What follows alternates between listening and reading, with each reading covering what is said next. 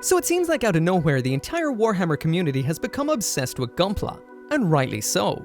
The only question I have is, what took you so long? I mean seriously, Gunpla, Gundam plastic models. When it comes to model kits of small-scale mecha, nobody does it quite like Bandai. Year on, they just keep on pushing the envelope with absolutely awesome, fully articulated, crazily engineered tiny mecha masterpieces. They come in multiple sizes, small, medium, large, even bigger, even tinier, and pretty much no matter what you pick, it's all pretty much awesome. And I guess the thing is, Warhammer shares an awful lot in common. They're both plastic models, you both cut them out and assemble them in essentially the same kind of way, with some differences between the two. Gunpla on one hand aims to make model kits for play and display, trying to capture the magic of anime giant mecha robots. But when it comes to the other hand with Warhammer, it's more scale models for playing their various tabletop games. From Warhammer Fantasy, Warhammer Age of Sigmar, Warhammer 30,000 to Warhammer 40,000, there's a whole ton, and that's the end goal. Personally, I love them both, and I may just love them equally. And both of them have one thing that I just absolutely love, adore, and have to have, and that is model kits of mechs. So today I'm going to be wondering, who does the mecha model kit better? In the red corner we have Bandai with their Gundam plastic model kits, and the blue corner is Warhammer with their plastic model kit miniatures, and this time, like I said, I'm going to be looking at mechs. It is East versus West, Japan versus the UK. Who's going to win? So right now here on the channel it is Buildmas, which means I'm trying to build a kit every day, and this video I'm doing right now is an excuse to build some Warhammer. I'm building Gundams all of the time, and it's nice to squeeze a little bit of Warhammer in here and there. So today I'm going to be looking at something I've been sitting on for a while. That is a Warhammer Imperial Knight, and I wanted to build the biggest one. At least the biggest normal one, and that is this. The Cerastus Knight Castigator from Warhammer the Horus Heresy. That's Warhammer 30,000 to you Gunpla guys who don't know, and basically you can use this in Warhammer 40,000 as well. It's pretty damn big as far as Warhammer goes, and like I said, biggest normal mech there is in Warhammer, because they've even bigger ones for thousands upon thousands upon thousands, but these are from a thing called Forge World, so I'm going to be talking like I'm in a room full of people who like Warhammer and like Gunpla, and some people who know nothing about either. Forge World is like Bandai's premium Bandai. They're an outside store that's not the regular stores that kind of sells exclusive items that a lot of people get pissed off when they're on those particular brand labels or licenses. Premium Bandai means it's not available through normal means, and it's harder and more expensive to get your Gundam kits, but they're essentially the same as standard Gundam kits. Forge World, on the other hand, is way worse, so if you're a Gunpla person, be happy Bandai never did this. They're big old resin kits that cost ridiculous amounts of money and they weigh a ton. They're much worse than the regular releases. Someone from the Warhammer corner is going to shoot me for saying that, but it's true. So this right here is the biggest Warhammer mech you're gonna get through an average old shop, or from a Games Workshop shop itself. So yeah, when it does come to Warhammer, this thing is friggin' huge. When I was a kid and I used to play Warhammer, there was tiny little tanks and tiny little dreadnoughts on the table. They were the biggest things going. This thing is a colossus in comparison, but how does that compare to Gunpla? Now this thing costs around 170 euro-ish. That's about the price I paid for it, and the box it comes in is about the size of a high-grade Gundam kit. This right here, the Bioran from Gundam Zeta, it pretty much comes in the same size box as that. This is a high-grade kit. It retails for about 25 euro. In the West. In Japan, it's a whole lot cheaper. So there's a big discrepancy between prices right there, and that's totally why the Warhammer people are crowding right on over, because what you get for the exact same price is something like this. This is a perfect grade Gundam. They cost more around the 170 euro zone. Now, I will mention, this is the only perfect grade box I had. This one's a little bit more expensive, but they're usually around this size. For example, you can get kits like the regular perfect grade red frame Astray, an absolute beautiful, cool, samurai-style Gundam with loads of bells and whistles, fully articulated, exact same price as this thing we're going to be taking a look at today. I have a review of that if you want to check it out. There's also the perfect grade Exia, still 170, very big, has its own stand, tons of weapons, looks beautiful. Clear parts all over the place, done out of box, no painting required, but you can paint it if you want to. So yeah, those are the sorts of things we're going to be comparing this thing against today. Anyway, let's bust it out and get it built. The experience. Gunpla versus Warhammer. So first up, when it does come to the box, when we've got a Gundam box, whether it's a high grade or a master grade, it's just a cardboard box, you bust it open, you've got your manual and a bunch of plastic inside. It's all color coded, the manual is clear, sometimes you get some stickers included. Jumping on over to the Warhammer side of things, and today this Cerastus Knight I'm taking a look at. Inside of the box it's a outer cardboard sleeve. Slide it out, you've got a cardboard box on the inside. We've got some decals up top, which is kind of weird because the sheet for protecting them is underneath them. Bad job there. Do better. We do have a manual in here. It's just in black and white, not like color like we see with the Gundam kits. This is pretty clear to follow, just like with Gundam kits too. And when it comes to the plastic, you've got tons and tons of gray runners, or sprues. Runner is the Gundam word. That's what they say in Japan. Rana. And sprue is more the Western word. It's the same thing. You've got a bunch of grey sprues in here, and the detail on these is absolutely incredible. This kit doesn't really pack in the same kind of density, I would say, of detail as you'd see on a normal, smaller Warhammer figure, because of course it's big, it's mechanical, not organic and small like some of the other ones. But mileage may vary when it comes to the detail. The detail on here is great though. The build. When it comes to building Gundam kits, there's one tool you need and one tool only really, and that's what the box says, and that is a nipper. You just nip out your parts, double nip them, which means cut them off at a bit of a distance from the sprue, then cut the bit of remaining plastic off. You usually have a clean cut, and Bandai usually accounts for this when it comes to the engineering and putting parts together, and you usually don't see these when you're done. If you really want to make sure your kit is nice and clean, you can use files, sanding sticks, and a blade in order to clear everything up nicely so it's beautiful when finished. All the plastic comes in color on the runners. High grade kits are usually 95-ish% color accurate, sometimes 100%. The higher grades like real grade and perfect grade are usually 100% out of box. Master grade might be 100% too, sometimes more like 98. Either way, with most of the kits, when you've put it together out of box, it's pretty much done. Beautiful kit, shelf ready, and there might be some decals in there you can slap on to finish it off. When it comes to building a Warhammer kit, there's definitely a lot more to it. Yes, you need your nipper, but on top of that, you will definitely be needing a file, you will definitely be needing a blade to cut off knobs and various other things, and you'll be needing this thing too, or a dull knife. This right here is the bane of my existence when it comes to Warhammer. This is a mold line remover.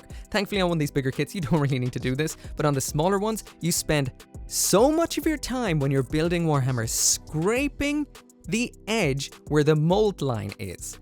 On bigger kits, you don't really notice it. On Gunpla kits, they can be there, but they're not as noticeable. But on tiny or medium-sized Warhammer things, if you leave this mold line on it and then paint them, it will stand out like a sore thumb. So you spend so much time scraping plastic. My least favorite thing about the hobby. But anyway, onto my favorite thing about the hobby, putting it together. Actually, I've evolved to liking painting it more now, believe it or not. Oh yeah, I almost forgot the one thing that really sets the two builds, Warhammer and Gunpla, apart. Plastic cement. You need so much plastic cement when it comes to Warhammer. It's gluing. You rarely need this with Gundam kits unless you're closing seam lines or permanently sticking things together. The average Warhammer build goes snip, usually some kind of scrapey or carvy. It's almost like a waxy plastic that carves really easily, which is nice when it comes to customizing.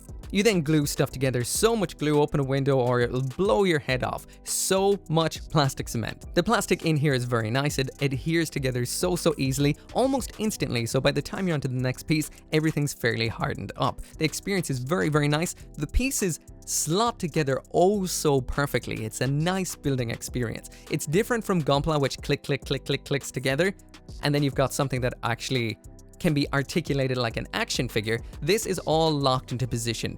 Most Warhammer builds end with pretty much a statue. These ones have a little bit of movement, but most end up being a little statue, all cemented together. Anyway, here's all the parts for the leg. Let's continue. Alright, so at this point right here, we've pretty much got everything that it takes to build a pair of legs on this kit. It didn't take too long to do, but then again, I am kind of busting through it quite quickly. When it does come to Warhammer builds, I find you don't really need to clean them up too over the top. I do recommend filling in any kind of seam lines by basically overloading them with glue while building them and then just sanding off the excess.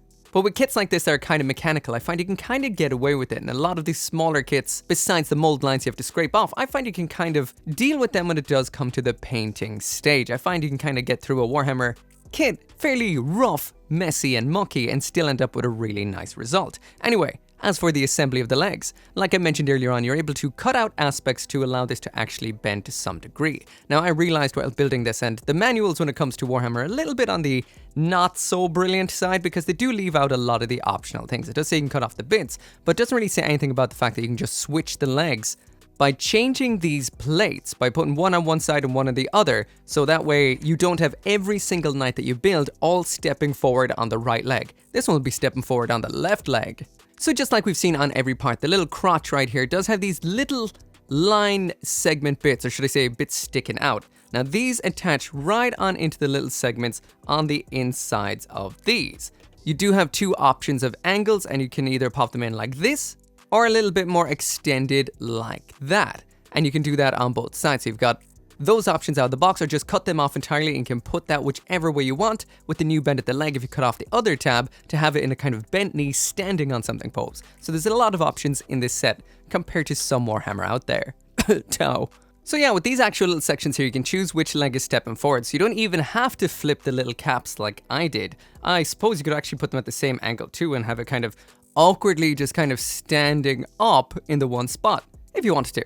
When it comes to gluing bits in, I say be fairly liberal because this thing is fairly big, so it is worth having it well stuck on there. Also, if you do like knock it off the table while playing, the more glue you have on there, the less likely it is to splinter into 1,000 pieces. Now, if you do use super glue to do this, it will most definitely splinter into 1,000 pieces. Go with the cement. All right, moving down a little bit, and it's time to juice up his balls down here.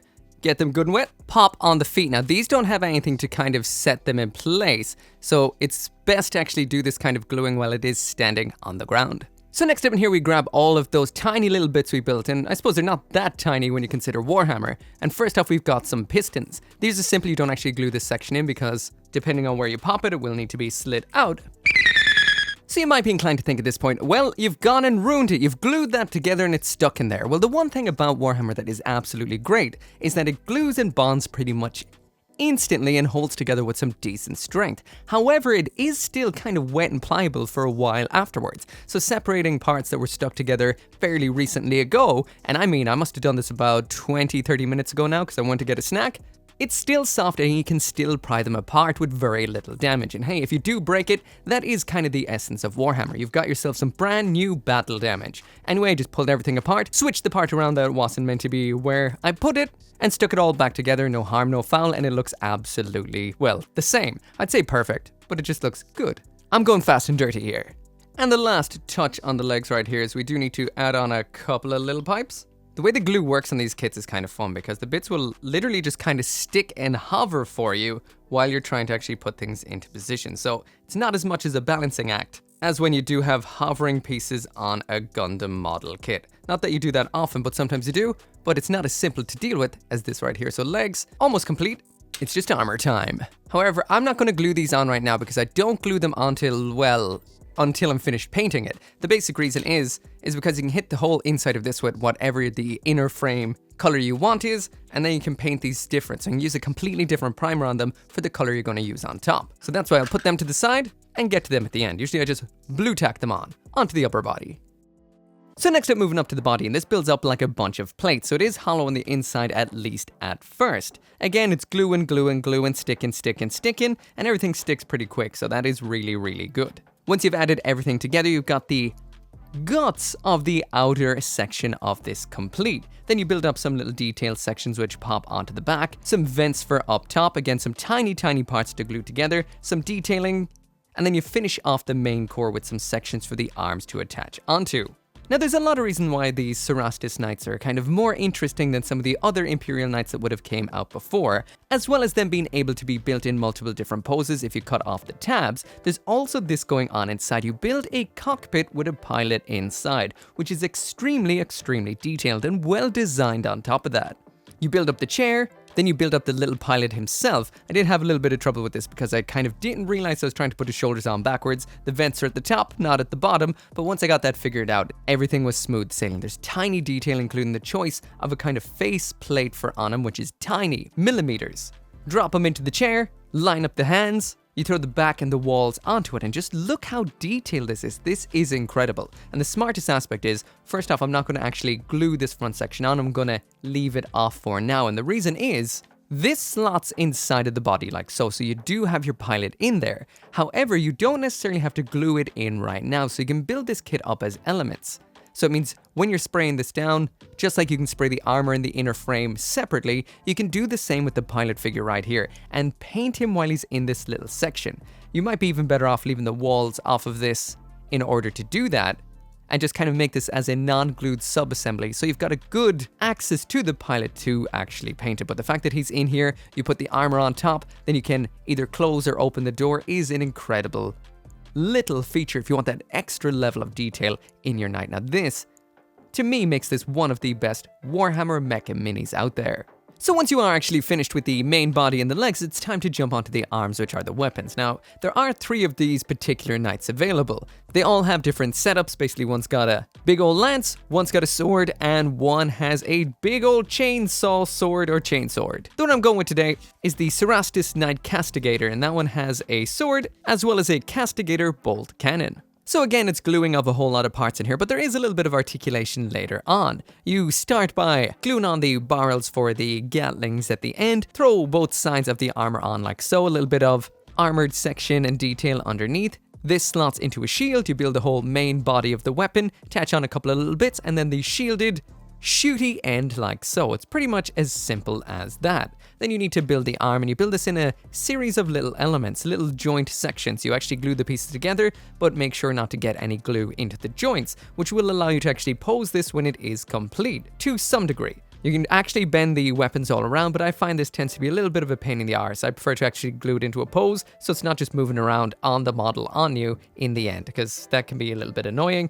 And you can't actually move the body or the legs, just the weapons, so it kind of seems like there isn't much of a point. But yeah, once you do have it complete, there is some posing options right here, so that's kind of cool. Especially if you do build a couple of them, you want them to look somewhat different. Then you start building up the big old ammo container for a round back. It's simple enough, just a bunch of panels. And then that brings you right into the ammo belt. And just like we would see in multiple Bandai or Gunpla kits out there, there's a time where sometimes you see 12 buy or 19 buy or 20 buy in an item, and you have to go into production line mode and act like you're working basically a production line, building the same thing over and over and over and over again. Now, I got a little bit confused here. I thought it said 12 buy. I guess I'm a little bit too used to the way Gunpla manuals are, and it actually just said 12A, 12B, and 12C. So I actually stuck them together a little too early, but that actually made them really easy to attach, because you could just throw one in behind the other, turn it like a key, turn it back, and it kind of locked in, and the glue was still kind of tacky and held it together. And what that gets you in the end is this, so it's the ammo belt. So this to me is unusual. I've never seen anything like this in a Warhammer kit before, because I can just imagine this stuck onto the bottom of the actual kit. Then it's time to paint it. You dry brush it on the kind of metallic lines, it's just wiggling away on you. Again, this is something I would probably throw a bit of Tamiya extra thin into all of those joints once it is on the actual model, just to kind of stick them there permanently. I don't really like things moving around on my Warhammer.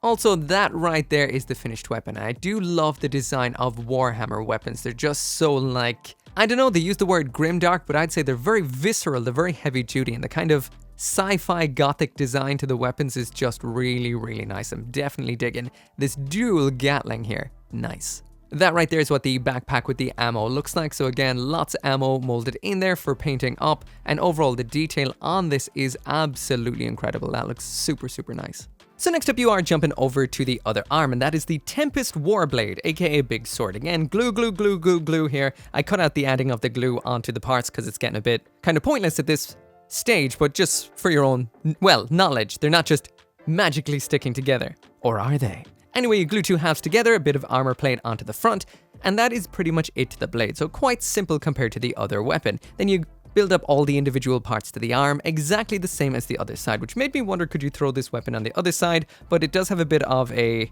asymmetrical shield on it, which kind of makes it a right arm only, it seems. But yeah, much, much faster to build right here. And this right here is what we've got when we are complete. So it's essentially just a big old hand holding a sword with no hand. It's just part of its arm. So we do have articulation on this as well, so it can move up and down like so, tilt side to side or swivel side to side like that, and move up and down at the shoulder. We do have a little bit of a piston in here, but It doesn't actually clip in, it just kind of holds in. So again, probably another reason for gluing the parts into a permanent pose in the end. Last up in here is the head, and nicely detailed like the rest of the kit. You throw the eyes in just like so, slap two sides of the head together, you add piping onto the side, the, I guess, mouth guard, knight helmet looking section that goes around the lower jaw, I guess you'd call it on this, and then you do add a little bit of articulation onto this as well, so the head can look side to side when it is attached onto the actual full unit. And this right here is what the head looks like when it is complete. So overall, quite nice, and it does have that side to side moving pivot. So thus begins the final assembly of all the elements that I've built up so far. So just a good lathering helping of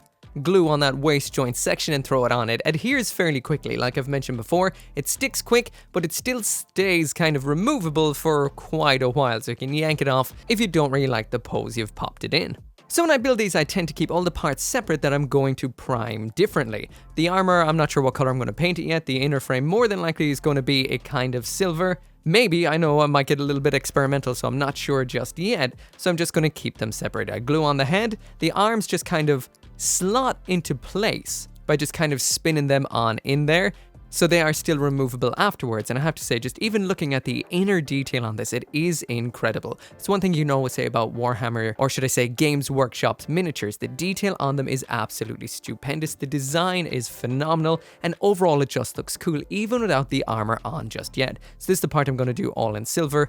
Maybe, again, I might change my mind, because other frame colors would look cool too. So like I mentioned, I don't like to leave the articulation available on these particular kits because they're just kind of a pain in the arse. Look at the arms, they're just kind of hanging there. And when you do get it painted and primed, it tends to tighten these up a little bit so you can move them around. But I don't like that, I like to set them in a pose. So what I usually do is I just start putting it into a little bit of a pose like this. I grab Tamiya extra thin cement. You see, this is so thin it will run into seam lines, just through capillary action. So you can have this run on into the joints, holding it in a pose, and after a couple of seconds, about 30 seconds or so, it will pretty much lock into that particular pose. Now, I'm going to do a little bit more of an expressive pose on the sword arm. I want it kind of up, ready for a kind of thrust.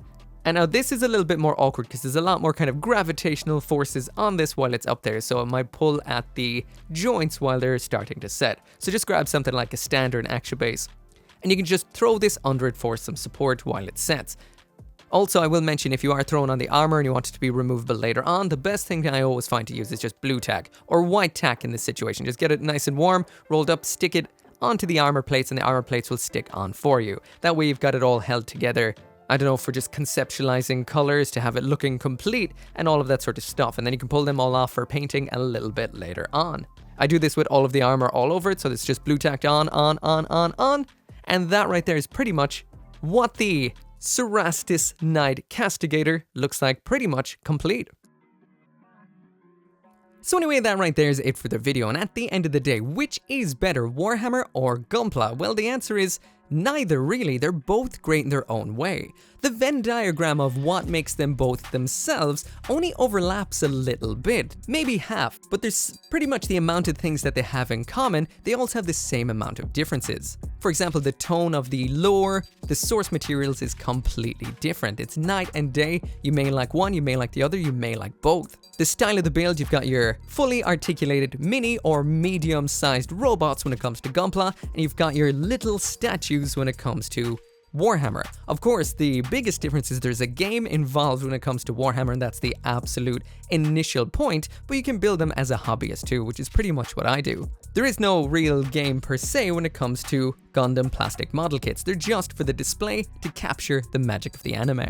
For me personally, I like them both probably equally. I love them both for different reasons. I find Gunpla is a lot more of an exciting sort of hobby in its overall build, for me at least, and I find Warhammer is a little bit more relaxing, especially when it comes to the painting aspect. Now, I don't really paint Gunpla kits that often, but the painting of Gunpla is a little bit more involved, I feel, than when it comes to Warhammer. Warhammer is very kind of painterly. You spray your stuff basically a primed color and then you paint it all by hand usually. There's airbrushing involved if you want to as well, but when it comes to painting Gundam stuff, it's almost like painting a vehicle. You paint all of the individual parts separated and then put them all together in the end. Sure, you could kind of paint it a little bit like Warhammer, but you're going to get into all the issues with the articulation and scratching and all that sort of stuff. So it's a whole completely different way of doing things. But I guess at the end of the day, and what I feel is bringing so many Warhammer people to the Gunpla hobby, is the price. The price difference is astronomical. What you get for your dollar, your euro, or your pound when it comes to Gunpla is an absolute steal. I'm not sure if Gunpla is cheap and Warhammer's just obnoxiously expensive, or do they just look like that from each other's perspective? Nah, 170 for this particular thing right here does feel a little bit on the pricey side. Again, subjective. Anyway, what do you think? Drop your thoughts down there in the comments. Do you prefer Gunpla? Do you prefer Warhammer? And why? Anyway, all of that right there was just an excuse for me to build some Warhammer today, to kind of take a break from the Gunpla. I'll be back with more Gunpla for Buildmas with build number, I think it must be 23 of 50 at this point. I might be going a little bit crazy, honestly. Bye. As always, this video right here and every single video I make would not be possible without each and every one of you guys who watches this video. And special thanks at the end of this video right here to those who support on the channel memberships as well as over on Patreon, including Caleb Engelhart, Joe, OG59061, Scotty Thomas, and Simon.